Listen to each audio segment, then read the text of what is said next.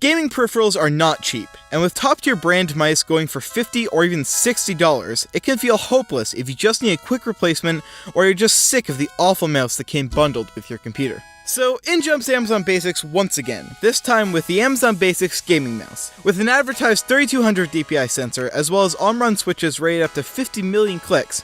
How's it really? And could it be our next gaming mouse? Well, as always, let's find out.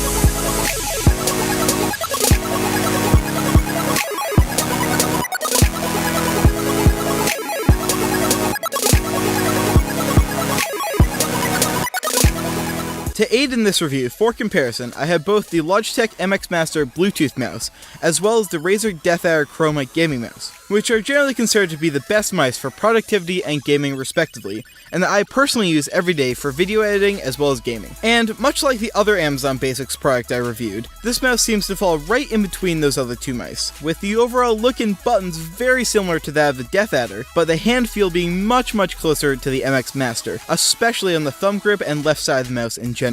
And overall, this mouse is not uncomfortable, but fails to be quite as natural in the hand as the other two mice. The thumb and pinky grips are quite nice, and the slightly textured plastic on the rest of the mouse is the same, but unfortunately scratches quite easily.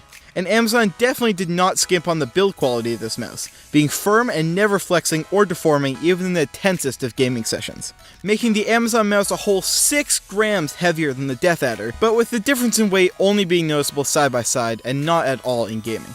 Which leads me pretty well along to the buttons, and well, they're pretty hit or miss. The primary and secondary buttons on the mouse aren't awful, however they are a bit unstable and louder than I would like in a mouse, lacking many of the subtleties in weighting and travel distance that more expensive mice have. Mouse 4 and 5 suffer for being a bit mushy and unstable, with things turning completely around with the scroll wheel on mouse 3, which are honestly some of the best feeling inputs I've ever experienced on a mouse. It does lack free scrolling, however the incremental scrolling that is there is incredibly solid and tactile, and honestly just enjoyable to click through. And as far as the DPI button, it's pretty much right there, and out of the way so as not to interfere mid-fight. And although I think this mouse does a great job at being plug and play with some nice blue lighting as well as 6 nice DPI presets, there is software to control these functions that does lack Mac and Linux support and looks totally straight out of 2007, but the functionality of it is basically the opposite. Of course, the software has the basics, such as changing the color of the LEDs, along with some pretty nice modes with that,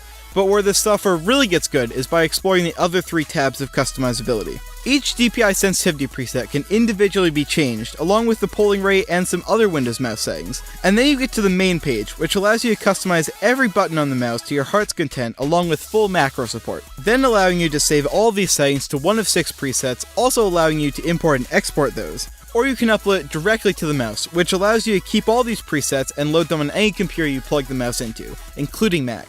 So I guess it's time to answer the question of, will this be your next mouse?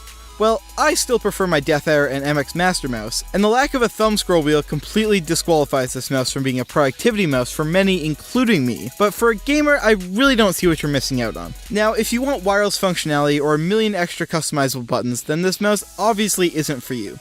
But if you're coming from a crappy bundled mouse, a trackpad, or you just need a fast and cheap replacement, this mouse is great. And for the price, is very comfortable, looks pretty good, and has good sensor and switches with a shocking amount of customizability. Sure, there is definitely stuff to be improved upon, but for $25 today, it's absolutely worth it.